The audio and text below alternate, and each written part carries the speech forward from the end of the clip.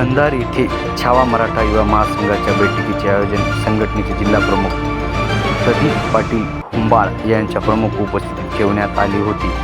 या बैठकीच्या अध्यक्षस्थानी वसंतराव सावकार पापिनवार, संभाजी पाटील पवळे युवा जिल्हाध्यक्ष उपस्थित होते। यावेळी कंधार छावा मराठा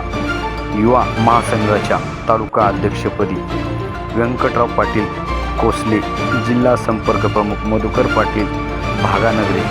नागोराव पाटील कदम, किसान आघाडी तालुका प्रमुख कंधार, उपतालुका प्रमुख शिवराज पाटील मंगल,